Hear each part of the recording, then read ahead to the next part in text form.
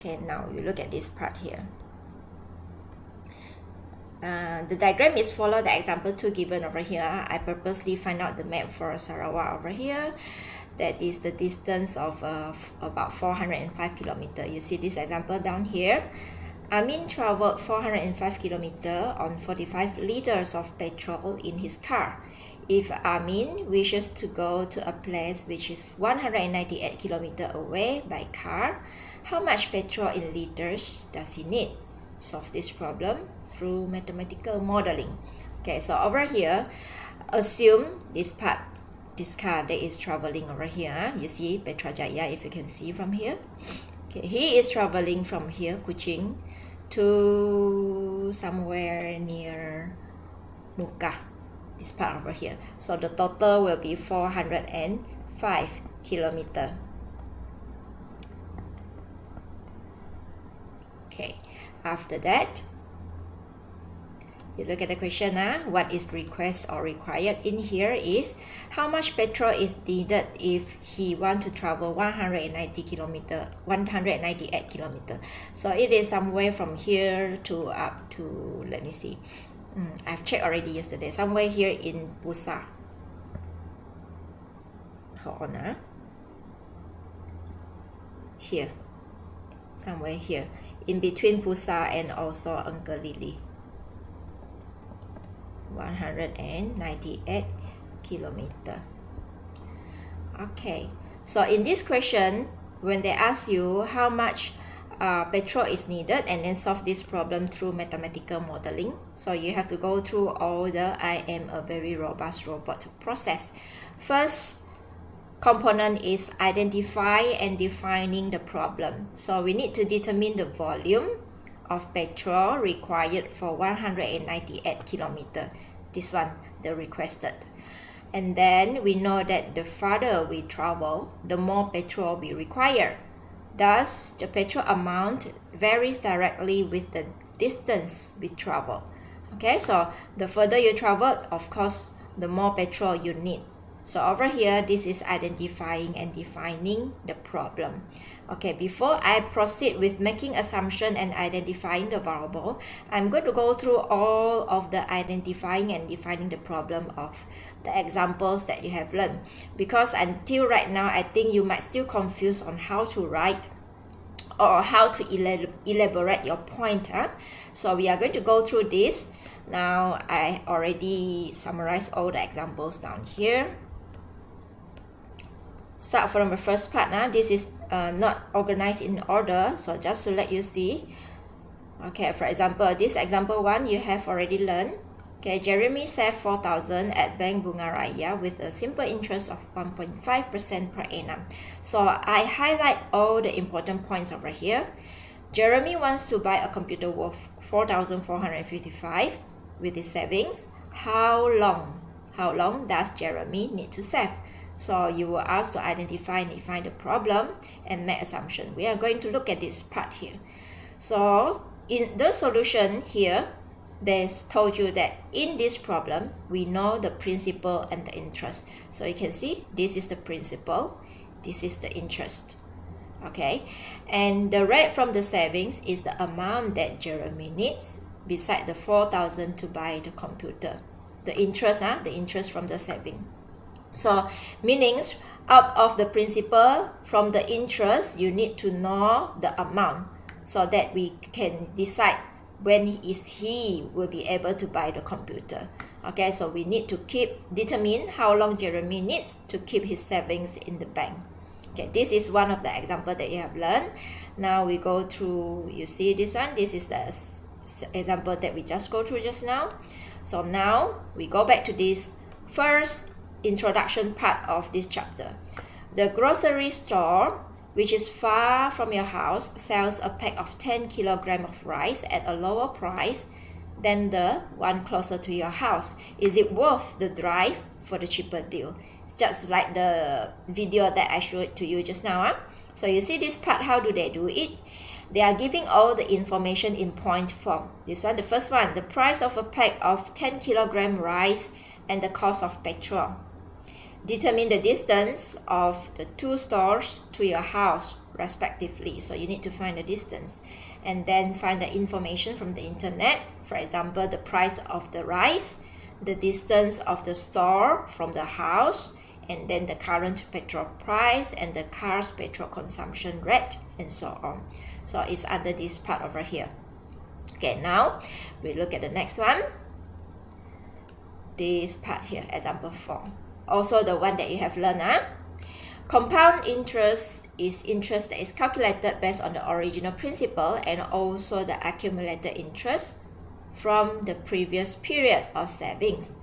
At the beginning of the year, Mr. Gomez saved 20,000 in his savings with account, in his savings account with an interest rate of 4% per annum, and the interest is compounded once a year.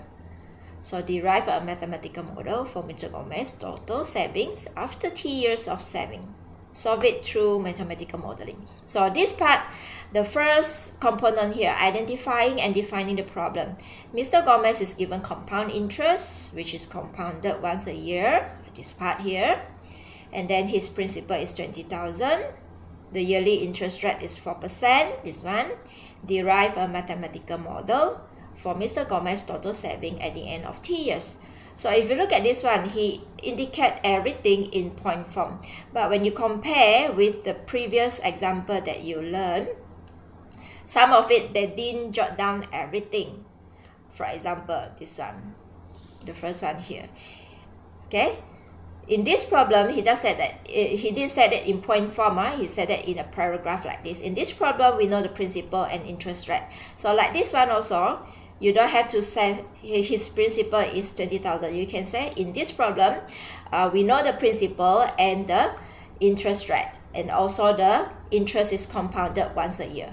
So we were asked to derive a mathematical model for Mr. Gomez's total savings after 2 years. Okay, so if you look at all of these examples here from this first component, there are all kinds of ways to elaborate it. Either you use a point form like this, or you can just explain in general like this with the one that is needed. We need to determine how long Jeremy needs to keep his savings in the bank.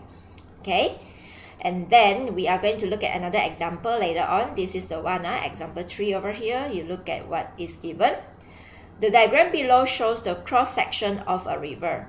A hydrologist measures the depth of the river Y meter at different distance. So you can see the distance over here from the river bank, this one, and then this is the depth of the river. Okay, the result obtained are given in the following table. So you are given this result over here. This one indicates the distance over here, and this is the depth. Okay, now show how the hydrologist uses the data above to determine the depth of the river through mathematical modeling. So if you look at this one, the first part, they only mention one question here, how to determine the depth of the river, which is very simple. They didn't mention we already know that, or we are given the distance and the depth, and then we need to find the depth of the river. Okay, so you can see from here, you compare which part is easier for you to elaborate, the first section over here, and then you try to write down in your own words. But you got to make sure all the important point, important information, you have to put it in. Although it is not exactly, you get it from the question like this exactly, you can do it generally like this. Okay, like this one. We know the principal and the interest, and then what is needed, and so on. Okay, so now we move back. Hopefully you already know how to elaborate for the first part. So we go back to the first question just now regarding the distance travel. Okay, this one. So we already know that the farther we travel, the more petrol we require. Now we need to make assumption here. Okay, when you make assumption, you have to assume driving speed for both 405 km and 198 km routes are the same. Why? Because the speed will affect the time. Okay, so you need to make sure they are the same. And then let x represent the distance traveled and Y represents the amount of petrol required. So this part, you are going to indicate over here, X is the distance, Y is the amount of petrol required. And then from here we know that Y varies directly with X, meaning the higher the amount of petrol needed, that will be the further the distance. Okay, so hence Y equal to K, X is K is a constant. This one is the one that you have learned in the first chapter, whereby you learn the direct variation. Okay, now we see how to apply mathematics to solve problem, this part. Okay, we are going to substitute Y equal to 45 and X equal to 405 into Y equal to Kx. Where are these from? These are from your question. Okay, these are from your question. You can see from up here. This one, he traveled 405 kilometers with 45 liters of petrol. So since it varies directly, we are just going to substitute the value of the petrol and also the distance into the equation. So 45 is equal to K times 405. Therefore, you find a constant. Constant is 1/9. Okay, after that, you substitute the constant into the K here. So the equation that you derive will be Y equal to 1/9 X. This is the one. Okay, so this equation describes the relationship between the amount of petrol required and distance traveled. So you further elaborate it up. What is the equation about? So it's about the relationship between the amount of petrol required and the distance traveled. Okay, so when the X, the distance is 198, we need to find the petrol. So the petrol, the Y over here, is equal to 1/9 times 198. We will need 22 liters of petrol to travel 109 kilometers. Do you have any questions so far? No. No, Okay, we continue over here. So we have reached the verifying and interpreting solution in the context of the problem. Okay, so you see how do they elaborate it? We may not be able to use the linear function model Y equal to 1/9x. From this function over here, you know that it's already linear because it varies directly. Okay, so we not be able to use it in all situations. For example, if the 405 kilometer route is through towns and cities. Through towns and cities, the speed will be slower. And the 198 route is through highway. So when it is through highway, it will be faster. So that's the difference over here. We might not be able to apply it. Okay, thus the car will use up petrol at a faster rate in the first route compared to the second route. So when you are travel through towns and city, you will need more petrol. Why is it so? Because you will have to stop for many stops over there, and then you might see traffic light, and then you have a few turnings here and there. So it will take up petrol. When this is translated into real world situation, the linear function model obtained is not suitable to solve this problem. So this part is under verifying and interpreting the solution. You are explaining whether your function over here, it can be used or not. Okay, so this function will not be used if the root is different. Okay, this part here, the refining the mathematical model. In this problem, we are not able to refine the model due to limited information given. Okay, because the information given is just a few over there, the total distance traveled and then also the petrol needed. So you are not going to refine the model anymore. And when you report, so you just report everything over here. Report the finding of the problem, solving based on the interpretation of solution as shown in the preceding section. Okay, so this is the linear functions example. Now we continue with the third example over here. This is about the river. So again, I think I don't have to explain to you over here anymore. You are given the reading for the distance and also the rate of the river over here. So you can observe the reading. the reading is from 0 up to 30. It's increasing. Whereby for the reading of the depth over here, the reading is increasing and then it decreases. So these two are the same. Okay, now you were asked to show how they use the data to determine the depth of the river through mathematical modeling. So do you know what is a hydrologist first? Hydrologist, they give you the definition over here. He is a scientist who research the circulation, distribution, and quality of the water in an environment. Okay, so the one who is doing the research. Okay, so this one we go through already, how to determine the depth of the water. Now we need to make assumption and identifying the variable. Okay, first assume the river is the deepest in the middle with the depth decreasing to 0 at the edges. So you got to assume the river is something like this. From the side, and then it reaches the deepest here in the middle. And then go back, this one is 0 at the side over here. Okay, next one.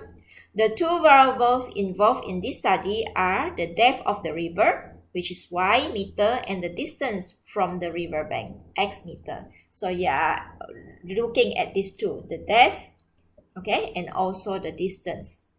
Now, making assumptions has done. We are going to apply it to solve problem. So here in point form, you can see you have to write the distance from the river bank and the depth of the river as a set of ordered pairs, x, y, and then you draw the graph. How to do that?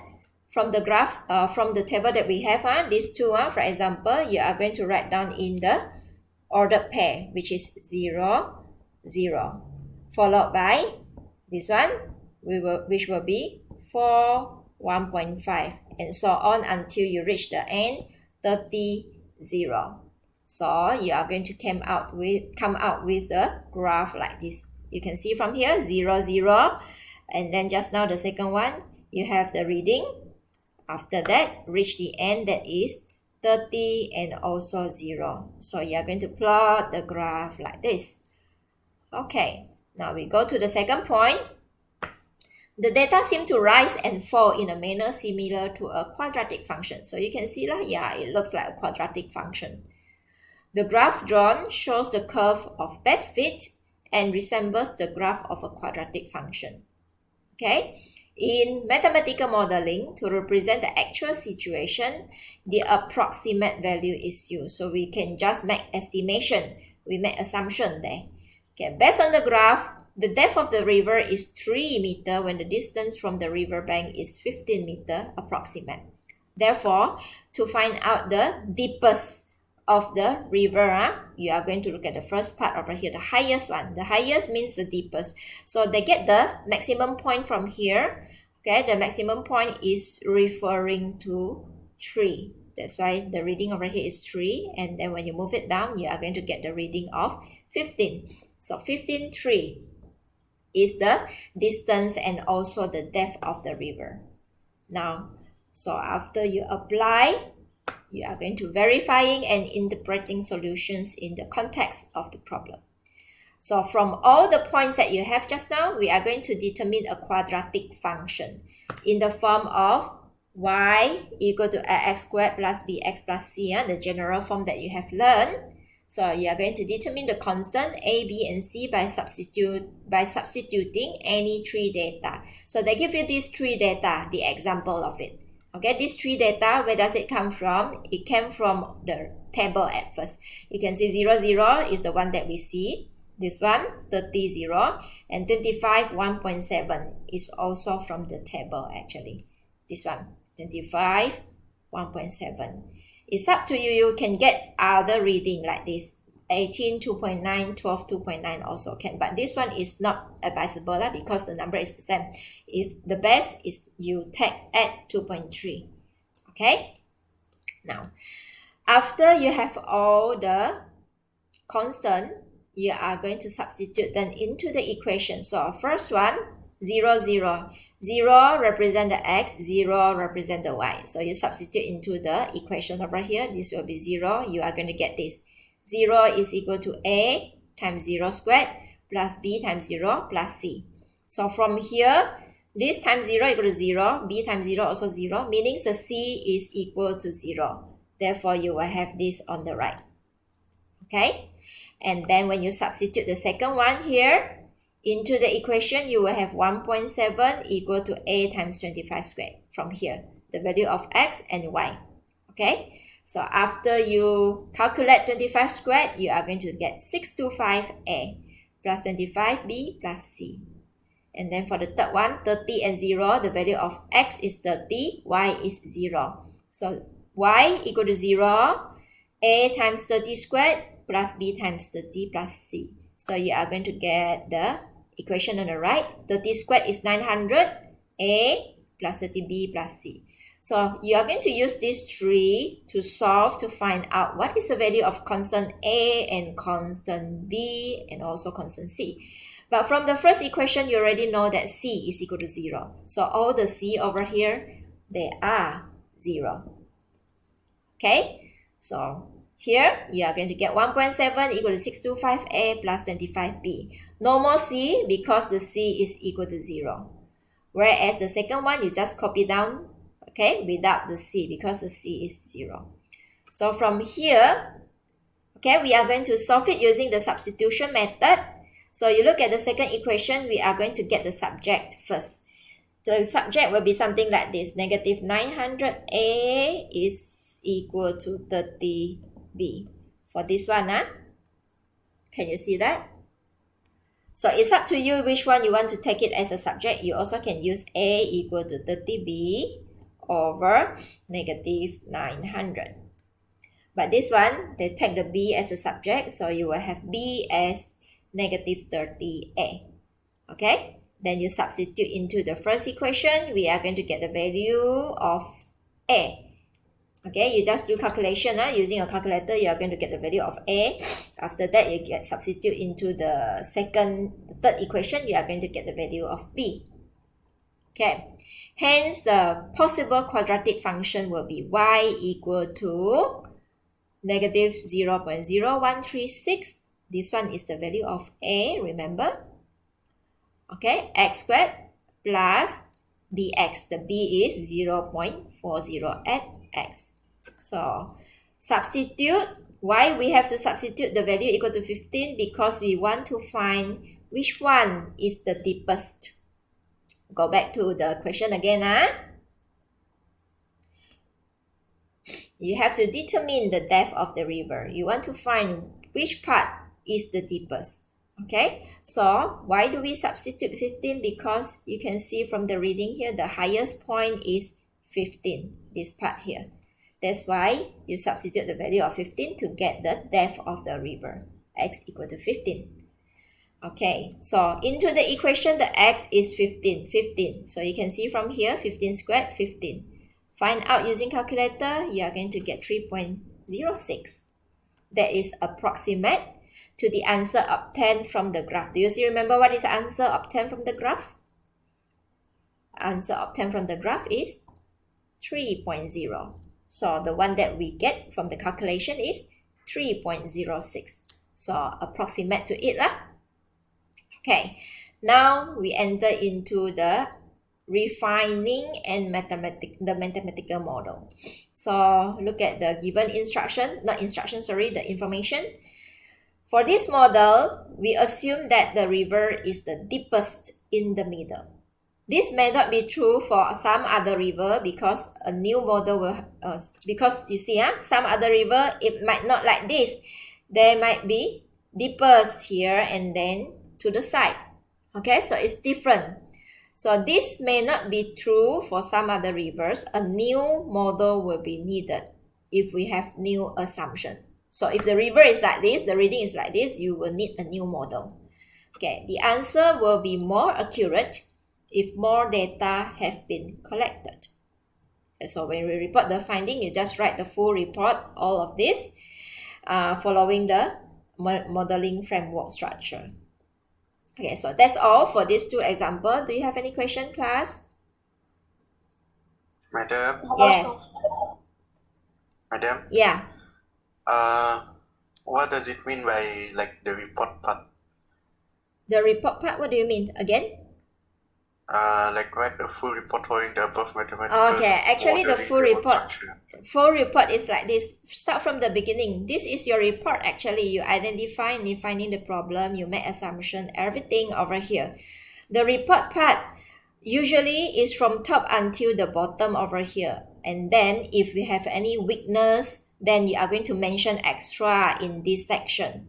If there's nothing else, then you're just going to write the whole thing like this until refining the mathematical model. Are you okay? Oh, okay. Thank you. Because you learned in the first introductory part already, they told you can refer back when there are weaknesses or when there are a very good strength, then you report in the finding. If there's no weakness or anything, if there's no strength for your mathematical model, then the report will be just this part, the 5 components on top. Okay?